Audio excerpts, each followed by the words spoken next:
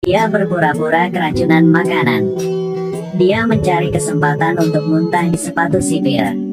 Sipir yang merasa jijik menyeretnya ke ruang perawatan. Di kamar juga ada petugas kebersihan yang tidak lupa membersihkan muntahannya. Kemudian pria itu mengatakan dia sakit perut dan ingin ke toilet. Rekannya yang lain telah menunggu tim untuk waktu yang lama. Mereka pergi ke toilet. Dia memasukkan seember air sebuah tablet glukosa. Lalu dia berdiri di toilet. Dia mengeluarkan alat-alat bagus yang tersembunyi di langit-langit. Sementara itu, salah satunya menjaga pintu.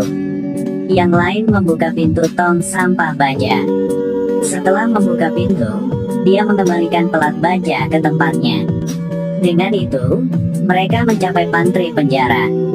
Mereka mengangkat pelat sasis kayu yang telah disiapkan sebelumnya. Kemudian mereka memperbaikinya ke bagian bawah truk pengiriman makanan. Mereka berbaring di dalamnya bersama-sama.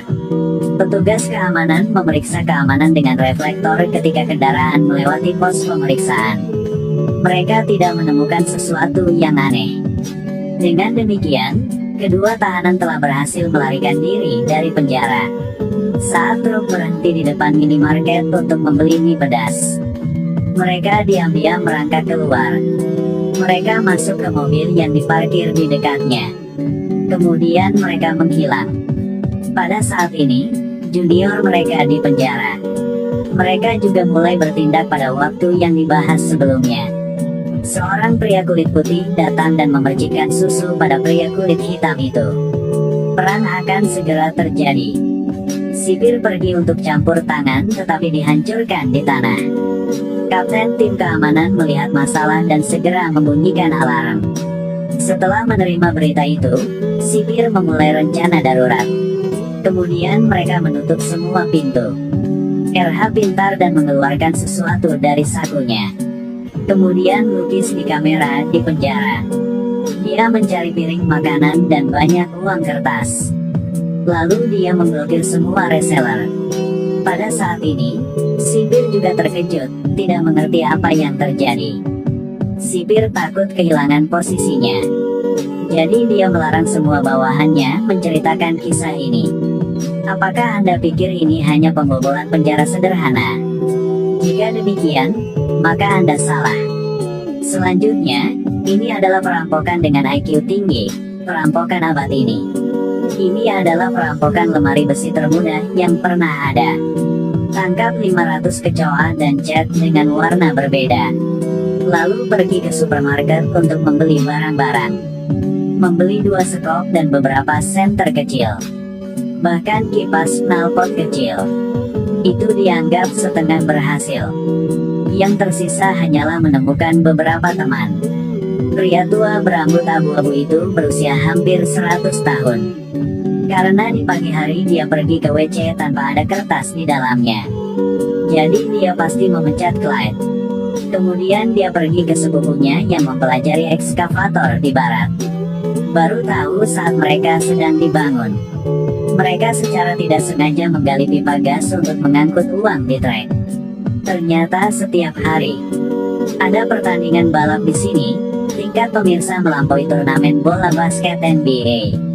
Pada hari pertandingan akan ada banyak petarung. Pada saat ini, sejumlah besar uang akan diangkut dari pipa ke sini. Sekarang masih butuh 1 ahli bahan peledak. Jadi mereka pergi ke penjara untuk mencari ahli bahan peledak 007. Setelah diskusi, kedua belah pihak mencapai kesepakatan. Tapi ahli bahan peledak takut dia akan menderita. Jadi dia meminta mereka untuk menemukan 2 juniornya. Sam dan Fish bergabung bersama. Setelah bertemu dengan mereka berdua, menyadari bahwa mereka benar-benar 2 orang yang terlalu banyak bicara.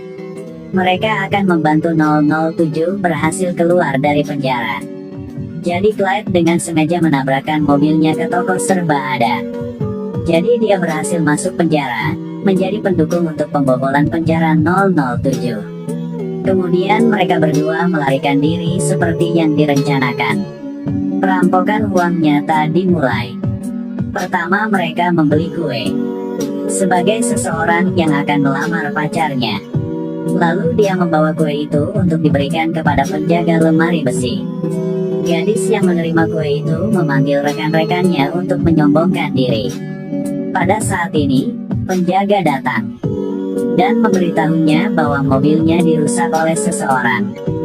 Gadis itu khawatir dan bergegas keluar untuk memeriksa mobil. Tidak menyangka ketika dia kembali, maka sudah waktunya untuk meninggalkan pekerjaan. Kue itu tertinggal di lemari besi. Malam itu, Sam dan Fish mengenakan pakaian konstruksi. Mereka pergi ke lokasi konstruksi. Mereka melepas ventilasi di luar lemari besi, lalu masukkan semua kecoa ke dalam. Keesokan harinya, semua orang pergi bekerja dan menemukan kecoa di seluruh kue. Jadi mereka buru-buru memanggil pembasmi untuk datang dan membersihkan. Sam dan Fish berpura-pura menjadi karyawan. Mereka mengambil kesempatan untuk mendapatkan keatasan di pintu perbendaharaan. Kemudian mereka berlari ke hutan untuk menemukan beruang besar. Mereka membeli telur rebus kalengan spesial, kemudian lemparkan ke stasiun kaki khusus trek. Sekarang orang berpikir itu adalah sinyal masalah. Mereka hanya bisa bertaruh dengan uang tunai. Dengan lebih dari selusin pipa uang yang beroperasi pada saat yang sama. Hanya untuk waktu yang singkat, lemari besi itu penuh dengan uang tunai. Pertandingan balap akan segera berlangsung. Sam dan Fish juga muncul di pertandingan. Kedua pria ini berada di trek balap. Mereka diam-diam menatap lorong sampah. Kemudian mereka menyelinap masuk tanpa ada yang memperhatikan. Mereka jatuh ke truk sampah. Mereka pergi sedikit di terowongan ketika mereka bertemu rekan-rekan mereka. Ini adalah bagian luar terowongan di bawah rel. 1 bungkus garam tetangga, 1 botol lem dari tahun 2003. Dan 1 permen karet kadaluarsa. Hanya dengan begitu bom yang berhasil dapat dibuat. Kemudian mereka memasukkan bom ke dalam kotak. Kemudian masukkan ke dalam pipa. Bom buatan sendiri ini langsung meledak. Lonceng alarm di pintu masuk lemari besi. Tapi sayangnya, asap mengikuti pipa ke loket tiket. Seorang penjual menemukannya dan melaporkannya ke polisi. Di sini, beberapa kawan memasang kipas angin di saluran udara. Dengan hisap dari kipas angin, sejumlah besar uang disedot keluar dari brankas satu persatu. Kemudian uang ditempatkan di kantong sampah yang sudah disiapkan sebelumnya. Hanya dalam beberapa menit, uang itu diisi dengan 3 truk. Saudara-saudara Clyde bertanggung jawab untuk memindahkan truk uang keluar. Tanpa diduga, di tengah jalan, mereka bertemu dengan seorang penjaga keamanan yang sedang berpatroli. Tapi penjaga ini sepertinya tidak terlalu pintar. Mereka dengan santai mengucapkan beberapa patah kata dan kemudian pergi. Jadi mereka memindahkan uang dengan lancar. Clyde dan Jimmy juga menghilang ke kerumunan. Mereka pergi ke tempat sampah.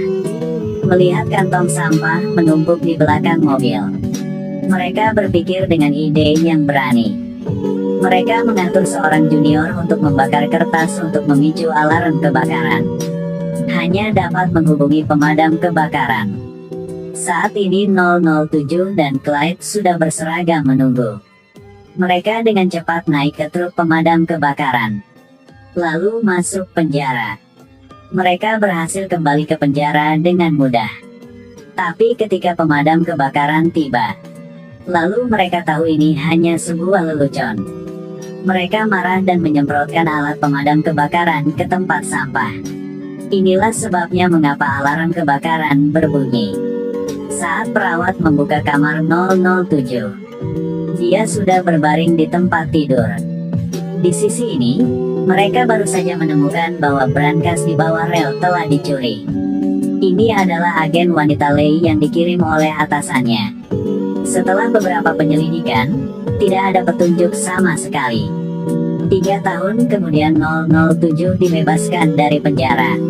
Dia menggali lubang di halaman belakang rumah. Dia mengeluarkan 3 kantong uang. Dan orang ini juga sangat puas ketika dia keluar dari penjara. Dia duduk di mobil mewah dan tersenyum puas. Baiklah, saya Mika. Jika suka, follow saya. Terima kasih.